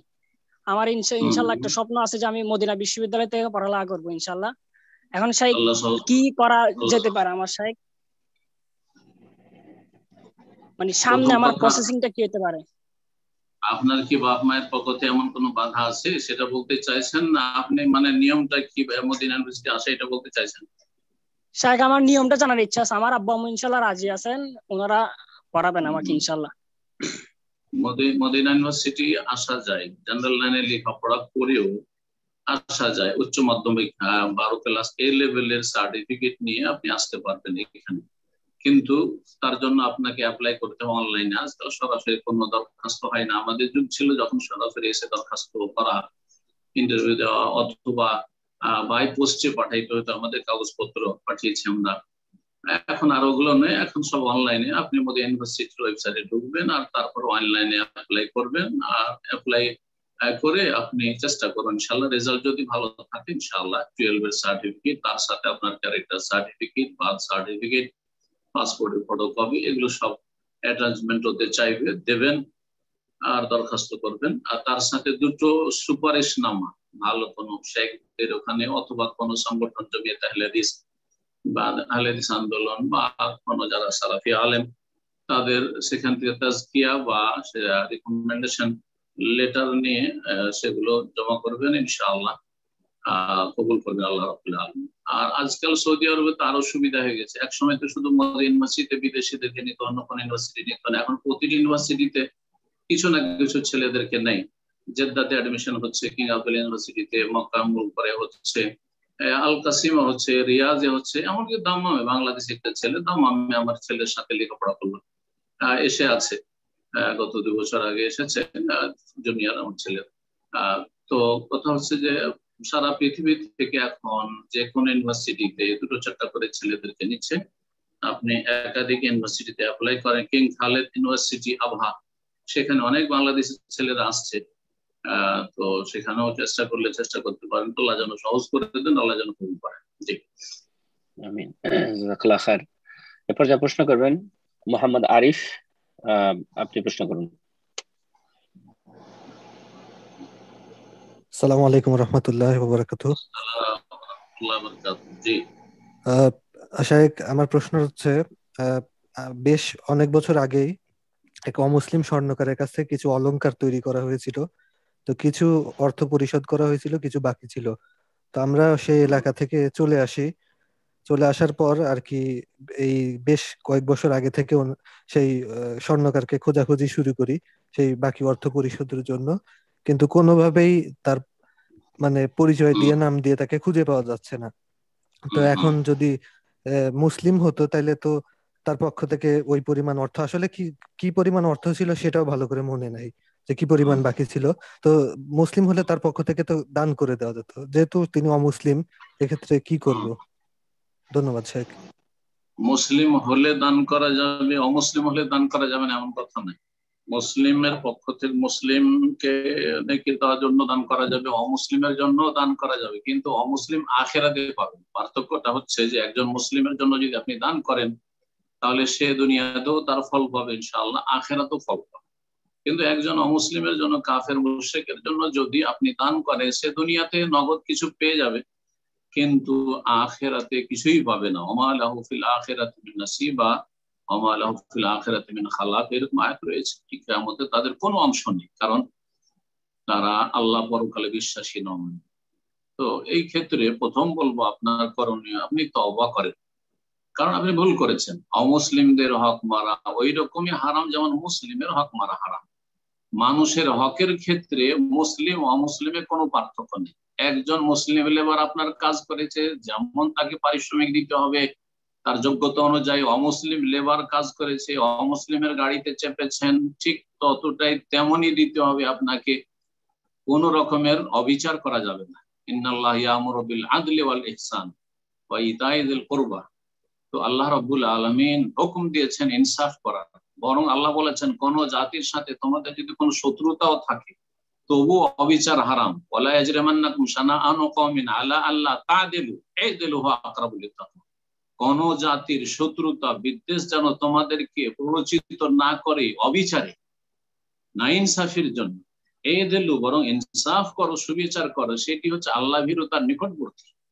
সুতরাং মুসলিম হোক আর অমুসলিম হোক, তার হকে অবহেলা করেছেন, সেই হকটার সাথে সাথে পেমেন্ট করেননি, গুনাহগার, তওবা করে আল্লাহর কাছে, আল্লাহ তুমি মাফ করে দাও। আর আমাদের কাছে এই রকমের কোনো রাস্তা নেই যে তার কাছে পৌঁছাবো বা পৌঁছিব, সুতরাং তার পক্ষ থেকে দান করে দিচ্ছি, আল্লাহ তাকে এর প্রতিদানটা দিয়ে দাও তুমি। তো তার প্রতিদান হিসাবে আল্লাহ হতে পারে তাকে হিদায়াত নসিব করে দিবেন। এটা কোনো কিছু, তার সবচেয়ে বড় নিয়ামত, সবচেয়ে বড় প্রতিদান একজনের জন্য হিদায়াত। তো হতে পারে আপনার দানের বদৌলতে ওই কাফের হিদায়াত পেয়ে গেল, কালিমা পড়ে মুসলিম হয়ে গেল, জান্নাতের রাস্তা ধরে নিল। আর না হলে তাকে আল্লাহ সুস্থ রাখবেন, তার রুজিতে আল্লাহ বরকত দেবেন, তাকে উন্নতি দেবেন, তাকে নেতৃত্ব দেবেন, এইসব কাফেরকে দিয়েছেন, দেবেন। কাফের যারা শাসক, অনেক শাসক আছে জনকল্যাণমূলক কাজ করছে, আল্লাহ তাদের দুনিয়াতে অনেক কিছু দিয়েছে, টিকিয়ে রেখেছে। তো কথা হচ্ছে যে আপনার কাজ এগুলি আপনি করেন, আর ইনশাআল্লাহ তাআলা আল্লাহ রাব্বুল আলামিন আপনাকে মাফ করবেন, কারণ সব গুনার তওবা রয়েছে এবং সব গুনার সংশোধনের ব্যবস্থা রয়েছে। আল্লাহ যেন সহজ করে দেন। জাযাকাল্লাহ খায়ের। এরপর যা প্রশ্ন করবেন জেসমিন, আপনি প্রশ্ন করুন। আসসালামু আলাইকুম ওয়া রাহমাতুল্লাহ। আসসালামু ওয়া রাহমাতুল্লাহি ওয়া বারাকাতুহু। জি স্যার, আমি ইউকে থেকে বলছি। আমার প্রশ্ন একটু ব্যক্তিগত। আমার একটা ভাই ওই টু লার্নিং ডিসেবল আছে, ও বিয়ে করেছে, একটা মেয়ে আছে, এবং ও হলো আমার আব্বার পেনশন টাকার উপরেই নির্ভর করে, আমার মা এবং আমার ভাই, এবং আমরা যথাযথ সাহায্য করি অন্যান্য ব্যাপারে, আমার বউ এবং আমি। এখন কথা হলো যে ওর ভাইয়ের বউ, ও থাকে না ওর সাথে, খুবই মানে বাবার বাড়িতেই থাকি, আমরা অনেক ফোর্স করে আনি, তারপরে চলে যায়। কিন্তু ওর বাবার বাড়ি থেকে এখন টাকা ক্লেম করে, প্রতি মাসে মাসে টাকা ক্লেম করে। এখন যে টাকা ক্লেম করে, এটা যদি ও দিয়ে দেয়, যেহেতু ওর হক আছে, দিয়ে দেয়, তাহলে ও আমাদের উপর বোঝা হয়ে যায়। এই ক্ষেত্রে করণীয় কি, আমি মানে একটু জানতে পরামর্শ চাচ্ছি। জাযাকাল্লাহ খায়ের। বিয়ে করেছে আপনার ভাই, ওর স্ত্রী ওর কাছে আসে না, বাবার বাড়ি থাকে। জি, এখন সেখানে থেকে সে ভরণ পোষণ চায়, সেখানকার খরচ খরচা চাই, যেটা এর জন্য বহন করা কষ্টকর। এই ক্ষেত্রে করণীয় কি? স্ত্রীর জন্য ফরজ যে স্বামীর আনুগত্য করবে, স্বামীর বৈধ কাজে জায়েজ যতগুলি কথা কাজ রয়েছে সব ক্ষেত্রে আনুগত্য করবে। আর শরীয়তের যেগুলো ফরজ ওয়াজিব আছে আনুগত্য তো করতে হবে। এমনকি জায়েজ কথাও যদি স্বামী বলে তো স্ত্রীকে সেটা মেনে নাও ফরজ। একমাত্র হারাম নাজায়েজ কোনো কথা বললে মানবে না। এখন স্বামী নিজের ঘরে আসতে বলছে, সে আসছে না, এটা গুনার কাজ করছে, তার চলে আসা উচিত। আর যদি এমন কোন চুক্তি হয় যে না আমি আসবো না, অথবা সে অবাধ্য, চুক্তি নয় কিন্তু অবাধ্য, সে আসবো না, আমি আমার বাবার বাড়ি থাকবো, তুমি মাঝে মাঝে দেখা সাক্ষাৎ করো, অথবা আমি তোমার সাথে মাঝে মাঝে দেখা সাক্ষাৎ করবো, কিন্তু আমি তোমার বাড়িতে থাকবো না, তোমার কাছে থাকবো না, তোমার বাবার সাথে থাকবো না, এইরকম যদি বলে, তাহলে শরীয়তের বিধান হচ্ছে যে সে ভরণ পোষণ পাবে না, সে বাসা ভাড়াও পাবে না, যেহেতু তার বাবার বাড়ি থাকছে, আর সে খাওয়া খরচও পাবে না, কারণ সে স্বামীর অবাধ্য। জি, এটা হচ্ছে শরীয়তের বিধান। বাকি পশ্চিমা বিধান আপনাদের কি আছে সেটা তখন তাদের আইনের বিষয়, সেটা ভিন্ন বিষয়, কিন্তু শরীয়ত হচ্ছে যে স্বামীর আনুগত্য করতে হবে, স্বামীর ঘরে থাকতে হবে এবং স্বামীর ওপর ফরজ তার বাসা ভাড়া দেওয়া এবং তার খাওয়া খরচ দেওয়া, তার বস্ত্র দেওয়া, তার চিকিৎসা দেওয়া ইত্যাদি ইত্যাদি। জি জাযাকাল্লাহ খায়ের। তো ইনশাআল্লাহ এই পর্যায়ে প্রশ্ন করবেন ফরহাদ উদ্দিন আহমেদ। আপনি প্রশ্ন করুন। আসসালামু আলাইকুম ওয়া রাহমাতুল্লাহি ওয়া বারাকাতুহু। ওস্তাদজি, আমি বাংলাদেশ থেকে বলতেছি। জি বলেন। ওস্তাদজি, আমার প্রশ্নটা হচ্ছে যে স্বেচ্ছায় রক্তদান সম্পর্কে শরীয়ত কি বলে, এই সম্পর্কে জানতে চাচ্ছি। আসসালামু আলাইকুম। স্বেচ্ছায় রক্তদান সম্পর্কে শরীয়ত কি বলে? রক্তদান করা ভালো, ভালো কাজ, সওয়াবের কাজ। জি, রক্তদান করা সওয়াবের কাজ, কিন্তু রক্ত বিক্রি করা জায়েজ না। রক্ত বিক্রি করা জায়েজ নয়। রক্ত বিক্রি করলো না, কিন্তু কোন কোন সংস্থায় এমনটা আছে ব্লাড ব্যাংকে যে ওরা রক্তদানে উৎসাহিত করার জন্য স্পেশাল কিছু গিফট রাখে, আর সেই স্পেশাল গিফটের লোভে রক্তদান করে, সেটাও জায়েজ না।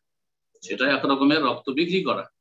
সুতরাং এই রকমের যদি কোন রকমের প্রলোভন না থাকে অথবা রক্ত বিক্রি করা না হয়, আর ফ্রিতে আল্লাহর রাস্তায় আল্লাহ সন্তুষ্টির জন্য জনকল্যাণমূলক কাজে আপনি অংশ নেওয়ার জন্য রক্তদান করলেন, সেটা মুসলিমদের ক্ষেত্রে হোক মুসলিমদের ক্ষেত্রে হোক, আপনি ব্যাংকে দিলেন, আর সেখান থেকে কি করে না করবে তারা বুঝে, তো সেটা ভালো কাজ আশা করি। আল্লাহু আকবার। জি জাযাকাল্লাহ খায়ের। এরপর যা প্রশ্ন করবেন তানভীর ইকবাল, আপনি প্রশ্ন করুন।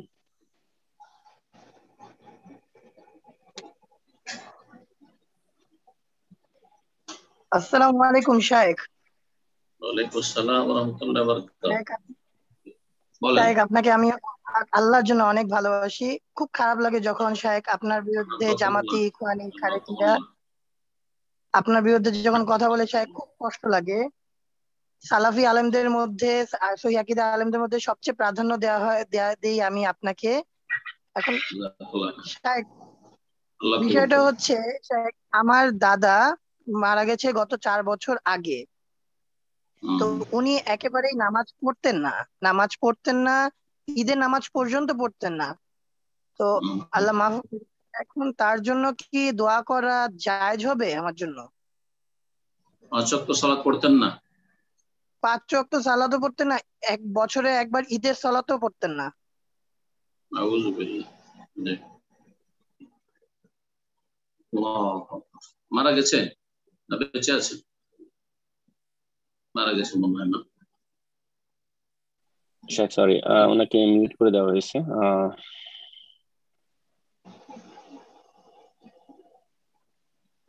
যে উত্তর দিয়ে দিই, সমস্যা জি জি ইনশাআল্লাহ। শেখ সম্ভবত মারা গেছে, তাই তো বলছেন উনি আর কি, খেয়াল করতে পারিনি। জি জাযাকাল্লাহ খায়ের। জি প্রশ্ন করেছেন ভাই, বড় দুঃখজনক। প্রথম কথা বলছি, যারা আমাকে গালিগালাজ করছে তাদের গালগুলো তাদের দিকে ফিরে যাচ্ছে, আমার কিছু হয়নি। রাসূলুল্লাহ সাল্লাল্লাহু আলাইহি সাল্লামকে মক্কার কাফেররা মুজাম্মাম বলতো, হ্যাঁ, সাহাবী বলতো, বেদিন বলতো। জি, মুজাম্মাম নিন্দনীয় বলতো। কিন্তু নবী করিম সাল্লাল্লাহু আলাইহি সাল্লাম খুশি হতেন, বলতেন সাম্মানিল্লাহু মুহাম্মাদ, আল্লাহ আমাকে প্রশংসিত মুহাম্মদ নাম দিয়েছেন। আর এরা কাফেররা মুজাম্মাম বলে, এদের বলাতে কি হয়? তো কথা হচ্ছে যে আলহামদুলিল্লাহ কোরআন সুন্নাহর পথে আছি, কোরআন সুন্নাহর দাওয়াতের কাজে আছি, ভুলের ঊর্ধ্বে কেউ নাই, কিন্তু আলহামদুলিল্লাহ যথাসাধ্য পড়াশোনা করে বলার চেষ্টা করি। আর তারপরেও যারা বড় বড় আইম্মা কিরাম তাদের ভুল হয়েছে, আমি কখনো নিজেকে ভুলের ঊর্ধ্বে মনে করি না, আলহামদুলিল্লাহ নিজেকে দুর্বল মনে করি।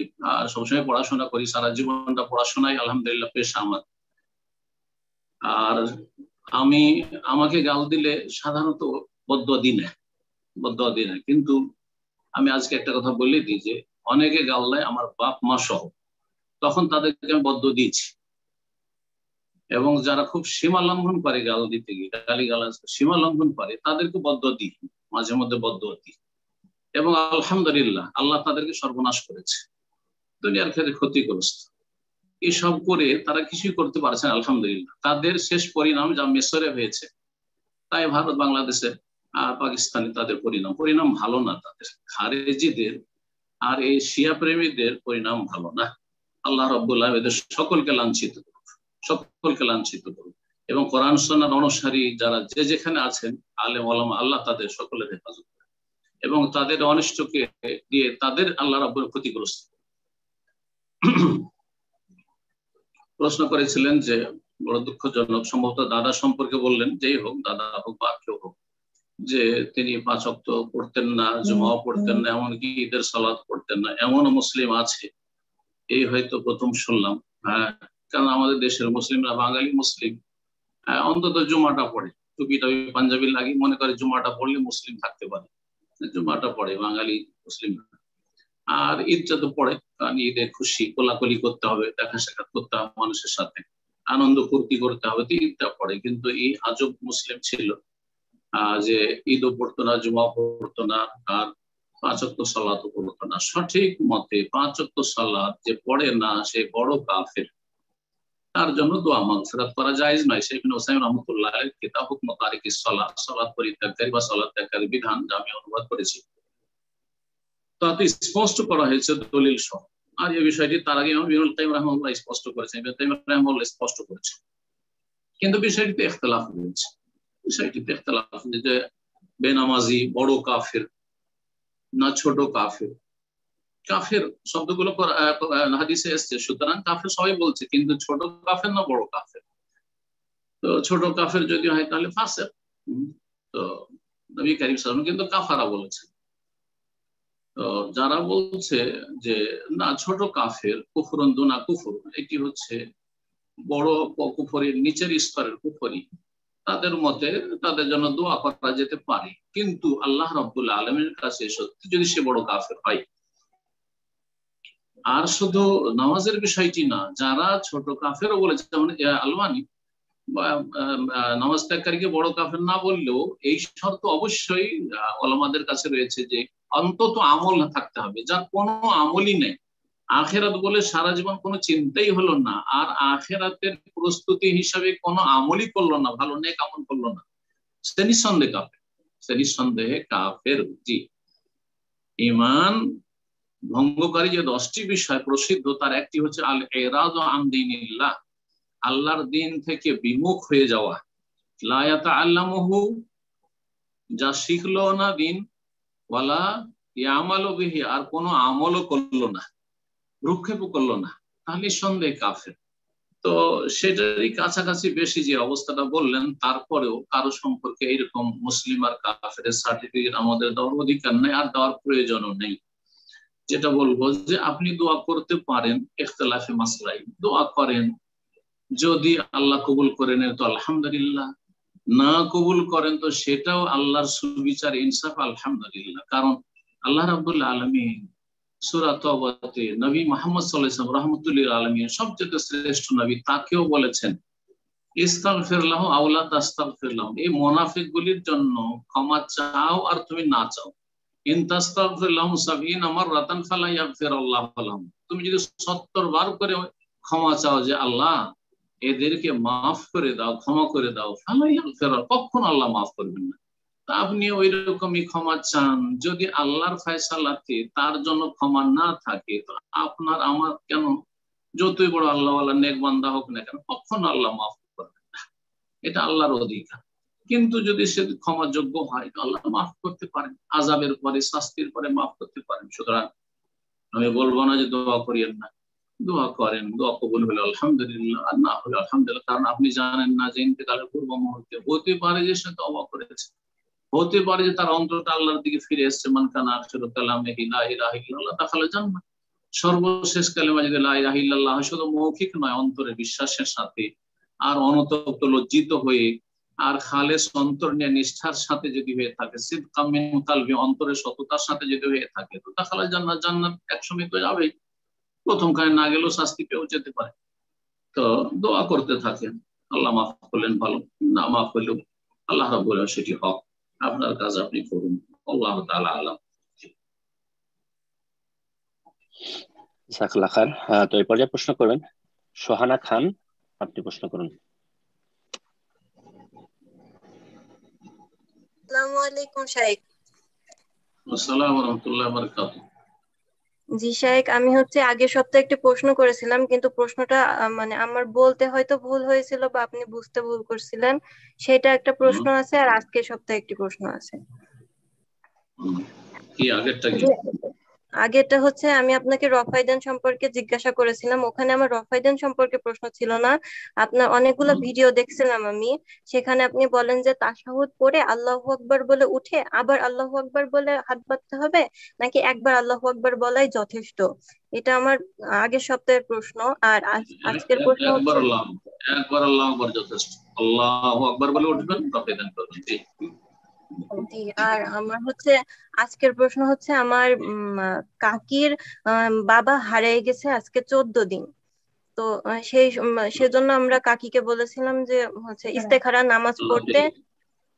তিনি 7 দিন ইস্তেখারা নামাজও পড়েছেন। তিনি স্বপ্নে আবছা আবছা তার বাবাকে দেখতেও পান। তিনি হচ্ছে হুজুরের কাছে গিয়েছিলেন, কিন্তু আমরা বলেছি যে হুজুর যেহেতু কুফরি করে, জিন বশ করে আমাদের জানা মতে, তাই তাদের কাছে যাইতে আমরা মানা করেছিলাম। এবং হুজুর তাকে হচ্ছে দুটো তালা দিয়েছিলেন যে পানিতে ফেলানোর জন্য। তিনি আমাদের কথা শুনে আলহামদুলিল্লাহ ওই তালা আবার হুজুরকে ফেরত দিয়ে এসেছেন, কিন্তু এখনো তার বাবার খোঁজ পাওয়া যায় নাই। আমাদের এখন করণীয় কি?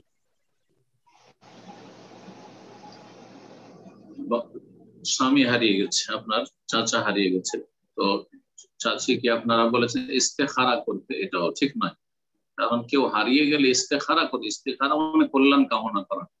ভবিষ্যতে কোনো কিছু করবেন, মনস্থ করেছেন, তার পূর্বে আল্লাহর কাছে কল্যাণ কামনা, এর নাম হচ্ছে ইস্তেখারা। তাহলে কেউ হারিয়ে গেছে, তাকে আল্লাহ ফিরিয়ে দিই, অথবা সে কোথায় আছে সে সম্পর্কে আমি কিছু জানি স্বপ্নে, এর তদবির হিসাবে ইস্তেখারা করা, এটা বিদআত, এটা ঠিক নয়। সুতরাং এটা যে আপনারা করেছেন আর করতে বলেছেন যে তুমি ইস্তেখারা করো, সেটা ভুল কথা। আর স্বপ্নে দেখেছে, স্বপ্নে শয়তানে দেখাইতে পারে, কারণ বেদাত করলে তো শয়তান স্বপ্ন দেখাবে, বেদাত করলে তো শয়তান আরো বেশি হেল্প করবে যে একটু স্বপ্ন টপ্ন দেখায় ওকে কিছু, যাতে করে মনে করে যে আল্লাহ স্বপ্ন দেখাচ্ছে, ফেরেশতা স্বপ্ন দেখাচ্ছে, গুমরাহ করবে এভাবে শয়তান, জিন শয়তান তো এভাবে গুমরাহ করে মানুষ। সুতরাং এই বেদাত পরিত্যাগ করবেন। আবার বলছি, ইস্তেখারা কোনো কাজ করতে ইচ্ছুক, বিয়ে হবে, ব্যবসা করবেন, এই করবেন, এক জায়গা থেকে আরেক জায়গা যাবো, এই চাকরিটা নেব কি নেব না, তখন ইস্তেখারা। জায়েজ কাজে ইস্তেখারা, ফরজ ওয়াজিব কাজে ইস্তেখারা নয়, আর হারাম কাজে আবার ইস্তেখারা। ইস্তেখারার ক্ষেত্রে এটা নয় মোট কথা। এখন হারিয়ে গেছে, প্রথম দোয়া করতে হবে, আমরা দোয়া করি আল্লাহ যেন সহি সালামত তাকে ফিরিয়ে দেন এবং তার হায়াতে আল্লাহ বরকত দান করেন। আর আপনারাও দোয়া করেন, আর ওনাকেও বললেন, ওনার ওয়াইফকে বলেন দোয়া করবে। আল্লাহ রাব্বুল আলামিন বান্দার দোয়া শুনেন। আম্মা ইউজিবুল মুদ্দাররা ইযা দাআহু ইয়াকশিফুস সু। কে এমন সত্তা রয়েছে, আল্লাহ বলছেন যে অসহায় ব্যক্তির ডাকে সাড়া দিয়ে থাকে। আম্মা ইউজিবুল মুদ্দার, যে নিরুপায়, অসহায়, যে আল্লাহ আমার স্বামী নেই, কোথায় হারিয়ে গেল, যদি আল্লাহকে অন্তর থেকে ডাকে, তার দোয়া আমার দোয়ার চাইতে শক্তিশালী হতে পারে। কারণ সে যে অন্তর নিয়ে দোয়া করছে, সেই অন্তর নিয়ে হয়তো আমি ওইভাবে আল্লাহর সামনে আরজি পেশ করতে পারছি না অপরের জন্য। সুতরাং তাকে বেশি বেশি দোয়া করতে বলেন, আর বেশি বেশি দোয়া জিকির আজকার করতে বলেন। যে সব জিকির আজকার রয়েছে কোরআন সুন্নাহ, সেগুলি পড়তে বলেন। হাসবুনাল্লাহু ওয়া নি'মাল ওয়াকিল, হাসবি আল্লাহু ওয়া নি'মাল ওয়াকিল, লা হাওলা ওয়ালা কুওয়াতা ইল্লা বিল্লাহ, লা ইলাহা ইল্লা আনতা সুবহানাকা ইন্নী কুনতু মিনাজ জালিমিন। আর তারপরে মুসিবতের ক্ষেত্রে ইন্না লিল্লাহি ওয়া ইন্না ইলাইহি রাজিউন, এইভাবে পড়তে বলেন জিকির আজকার। কিন্তু সংখ্যা বেঁধে নয় যে দোয়া ইউনুস বা খতমে ইউনুস শুরু করবে, খতমে জালালি শুরু করবে, খতমে খাজগান শুরু করবে, এই সমস্ত বেদাতে আবার যাবেন না। আর এই যে গুমরাহ হুজুর তাবিজ দিয়েছেন না তালা দিয়েছে বললেন পানিতে ফেলার জন্য, জিন পূজার জন্য, শয়তান পূজার জন্য এগুলো দিয়েছে। এগুলো হচ্ছে শয়তান পূজা করা, পানিতে ফেলে দাও বা বন জঙ্গলে গিয়ে এটা করে দাও, মাটিতে পুঁতে দাও। এগুলোর উদ্দেশ্য হচ্ছে জিন শয়তানকে সন্তুষ্ট করা এবং তাদের কাছে সাহায্য কামনা করা, যেটা শিরক কুফর। এইরকম হুজুরেরা মুসলিমই নয়, আসলে বড় কুফরিতে লিপ্ত রয়েছে। আল্লাহ তাদের অনিষ্ট থেকে আপনাদের হেফাজত করেন। এবং আবার দোয়া করি আল্লাহ রাব্বুল আলামিন ওই ভাইকে যেন সহি সালামত ফিরিয়ে দেন। যদি হায়াত থাকে তো আল্লাহ যেন ফিরিয়ে দেন, আর যদি দুনিয়া থেকে চলে যান তো আল্লাহ তার রহম করেন, তাকে জান্নাত দান করেন। আমিন। সম্মানিত দিনী ভাই বোনেরা, আমরা প্রোগ্রামের শেষ পর্যায়ে চলে এসেছি। আমরা হয়তো এখন থেকে একটা বা দুটো প্রশ্ন নেব। তার পূর্বে এখানে দেখতে পাচ্ছি যে কোনো নতুন ব্রাদার অথবা সিস্টার হ্যান্ড রেজ করেছেন। আপনার পার্টিসিপেন্ট লিস্টে আপনার নাম নেই, আইফোন লেখা আছে, তো আপনাকে প্রশ্ন করতে হলে অবশ্যই আপনার নাম এন্টার করতে হবে। আপনার পার্টিসিপেন্টে ক্লিক করার মাধ্যমে মির পাশে আইফোন যারা আছে আপনার নামটা এন্টার করুন এবং এটা সাবমিট করলে আপনার প্রশ্নটা নিতে পারবো ইনশাআল্লাহ। তো এই পর্যায়ে প্রশ্ন করবেন রাজু। আপনি প্রশ্ন করুন।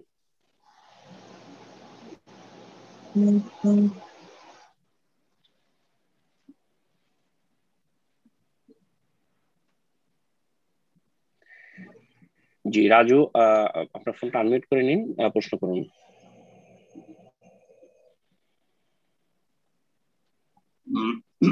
আসসালামু আলাইকুম শাইখ। জি আসসালামু আলাইকুম, জি বলেন। জি শাইখ, আমার প্রশ্নটা হচ্ছে, আমার নাম আজিজুল হাকিম রাজু। এখন আমার নাম, এটা বিভিন্ন সার্টিফিকেট এই নাম দেওয়া, তো এই নামে কি কোনো সমস্যা আছে? মানে আজিজুল হাকিম রাজু।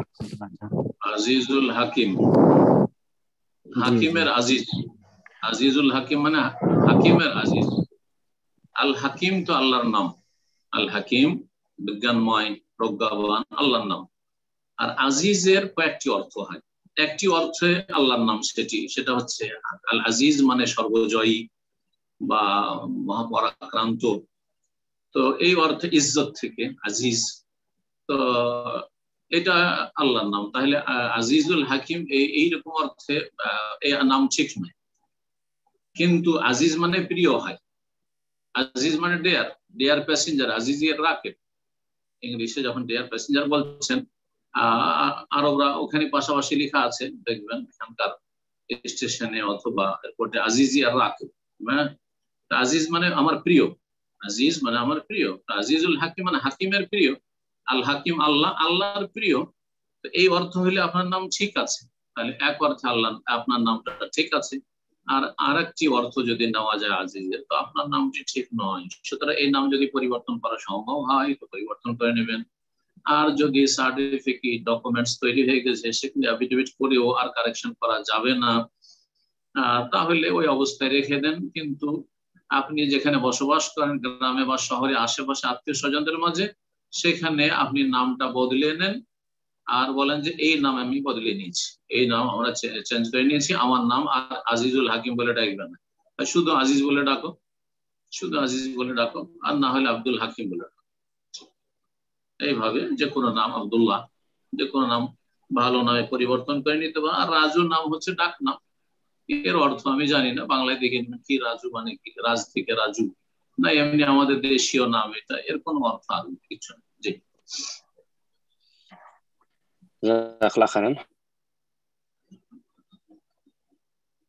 জি আজকে সর্বশেষ প্রশ্ন নিচ্ছি, প্রশ্ন করবেন মুস্তাফা রেজা। তার পূর্বে এখানে ইনবক্সে আপনারা যারা প্রশ্ন আছে বলে মেসেজ করতেছেন, তাদের উদ্দেশ্যে বলছি যে আপনাদেরকে অবশ্যই হ্যান্ড রেজ করতে হবে প্রশ্ন করার জন্য, এবং প্রোগ্রামের শুরুতে আসতে হবে। অলরেডি অনেক সময় হয়ে গেছে, বিধায় আজকে আপনাদের আর কারো প্রশ্ন অসম্ভব হবে না। আজকের লাস্ট প্রশ্ন হচ্ছে ইনশাআল্লাহ, আর বাকি যারা রয়ে গেলেন ইনশাআল্লাহ নেক্সট উইকে আপনাদের প্রশ্নগুলো নেওয়ার চেষ্টা করবো। প্রশ্ন করবেন মুস্তাফা রেজা, আপনি প্রশ্ন করুন। আসসালামু আলাইকুম শেখ, আমি মুস্তাফা রেজা বলছি হিউস্টন টেক্সাস থেকে। আমার একটাই প্রশ্ন ছিল, যেটা আমি একটা সমস্যার মধ্যে আছি অনেক দিন ধরে, প্রায় 3-4 বছর হয়ে গেল।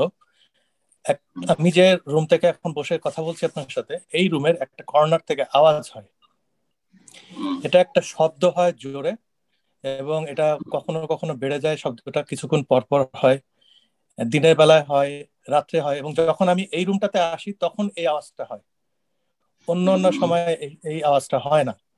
তো এটা আমার ধারণা যে কোনো একটা কিছু আছে যেটা বাইরের থেকে, এটা ভিতরে হয়তো নাই, কারণ আমি এটা জানার পর থেকে সূরা বাকারা তেলাওয়াত করি এই ঘরে, এবং আমার পুরো ঘরেই তেলাওয়াত করি। আমি নামাজের মধ্যে তেলাওয়াত করি, এছাড়া কোরআন তেলাওয়াত করেও সূরা বাকারা পড়ি, এবং অন্যান্য সূরাগুলোও পড়ি, কোরআন তেলাওয়াত করি জোরে, এবং নামাজের মধ্যেও। কিন্তু তারপরেও এটা কোনোভাবেই যাচ্ছে না, এবং এমন হয় যে নামাজে আমি সূরা বাকারার কিছু অংশ পড়লাম, আমার পড়া শেষ হয়ে গেল, কিছুক্ষণ পরে সে আওয়াজটা হলো, অথবা নামাজটা শেষ করে আমি সালাম ফিরেছি, এরপরে আওয়াজটা হলো। এবং এই আওয়াজটা এমন হয় মাঝে মাঝে যেন বিল্ডিং এর একটা কর্নার যেন কেঁপে ওঠে, এরকম। এটা আমি অনেক চেষ্টা করেছি ফাইন্ড আউট করার, যেটা কি ধরনের, কিসের সোর্স, কিন্তু কিছুই পাইনি। তবে আমার ধারণা যে কোনো কিছু একটা এটা করছে, এরকম মানে একটা ডিস্টার্ব করে আর কি। জি, এটা থেকে পরিত্রাণ পাওয়ার একটা উপায় আমাকে যদি বলে দেবেন। আসসালামু আলাইকুম। যেই ঘরে থাকছেন বা যে বাড়িতে, তার একটা রুমে একটা আওয়াজ হচ্ছে, যে আওয়াজটা আপনার জন্য ভীতিকর, যখন সেখানে থাকছেন তখন আওয়াজ হচ্ছে মাঝে মধ্যে। এখন এর সমাধান কি? এই আওয়াজ, প্রথম কথা নিশ্চিত হইতে হবে আসলে আওয়াজ। তো আপনার কথাতে মনে হচ্ছে যারা আপনি এক্ষেত্রে নিশ্চিত যে না সত্যি আওয়াজ হচ্ছে, এটা ভ্রম নয়। অনেক সময় ভ্রম হয়, আমরা রাতের অন্ধকারে যখন হাঁটি তখন মনে হচ্ছে পিছন দিক থেকে আমার পিছে পিছে কেউ ফলো করে যেন আসছে, এটা হয় অন্ধকারে। তো এই অনেক সময় ভ্রম হয়ে থাকে, তাদের মন দুর্বল, যাদের অন্তরে ভীতি ভয় কাজ করে তাদের এরকমটা হয়। তো আলহামদুলিল্লাহ এটা নয়, এটা একটা ভালো জিনিস। এখন বাকি থাকলো যে আপনার বাড়িতে যে আওয়াজটা হচ্ছে এটা নিশ্চয়ই জিন শয়তানের পক্ষ থেকে হচ্ছে। সেটা যদি আপনার জন্য ক্ষতিকারক না হয়, এমন কোনো ক্ষতি হচ্ছে না, তাহলে ভ্রুক্ষেপ করিয়েন না, ওর জন্য কোনো ভ্রুক্ষেপ করিয়েন না। আপনি সেই বাড়িতে ভালো কাজ করতে থাকুন এবং যতগুলি হারাম নাজায়েজ কাজ হতে পারে বাড়িতে সমস্ত গুলিকে আপনি বাড়ি থেকে শেষ করে ফেলুন বা বাড়িকে মুক্ত করুন। যেমন সেই বাড়িতে কোনো ছবি ঝুলানো যেন না থাকে, সেখানে নাপাক হয়ে শুয়ে থেকে গেল, অবশ্যই থেকে গেল, সালাতের টাইম পার হয়ে চলে গেল, সূর্য উঠে গেল, রাত্রে গোসল ফরজ আছে, এমনটা যেন না হয়। এইরকমই সেখানে যেন নোংরা ছবি টবি না, ফিল্ম দেখা না হয়, গান বাজনা না হয়। হারাম থেকে বাড়িটাকে মুক্ত করেন, কারণ যেখানে এইসব হারাম গুলি থাকে সেখানে শয়তান নিজের আসর জমে এবং আধিপত্য কায়েম করে ফেলে। তো আপনাকে এখানে পজিটিভ নেগেটিভ দুটো দিক খেয়াল করতে হবে। ভালো কাজগুলি করতে হবে আপনার বাড়িতে, আর যতগুলি নাজায়েজ হারাম কাজ রয়েছে বাড়িতে পারিবারিক ভাবে হয়ে থাকে অনেকের বাড়িতে, সেগুলি থেকে বাড়িকে মুক্ত করতে হবে। তারপরে যে কাজটি করতে হবে আপনি করছেন বলছেন, সেটা হচ্ছে সূরা বাকারা বেশি বেশি তেলাওয়াত করতে হবে। নবী সাল্লাল্লাহু আলাইহি ওয়াসাল্লাম সহিহ বুখারীর হাদিস, কখনো সে কথা মিথ্যা হইতে পারে না, অবাস্তব হতে পারে না। ত্রুটি আমার মধ্যে আপনার মধ্যে থাকতে পারে, আমার আমলে আপনার আমলে ত্রুটি থাকতে পারে, কিন্তু নবী সাল্লাল্লাহু আলাইহি ওয়াসাল্লাম হাদিসে কোনো ত্রুটি নাই। ইন্না শায়তান ইয়ানফিরু মিনাল বাইত আল্লাযী ইউকরা ফীহি সূরাতুল বাকারা, নিশ্চয় শয়তান পলায়ন করে সেই বাড়ি থেকে যেই বাড়িতে সূরা বাকারা তেলাওয়াত করা হয়। তো নিয়মিত তেলাওয়াত করতে হবে, সকাল সন্ধ্যা করেন যখন আপনি সময় পাচ্ছেন অথবা আপনার বাড়ির সদস্যরা সময় পাচ্ছে, আপনি সেই বাড়িতে সূরা বাকারা কন্টিনিউ তেলাওয়াত করে যান এবং ধৈর্যের সাথে তেলাওয়াত করে যান। একটু আওয়াজ করে তেলাওয়াত করেন, আর তার সাথে সাথে যদি অর্থ বুঝতে পারেন তো আরো ভালো, অর্থ বুঝতে পারলে আরো ভালো, তাহলে ওর একটা তাসির মনের উপর হবে।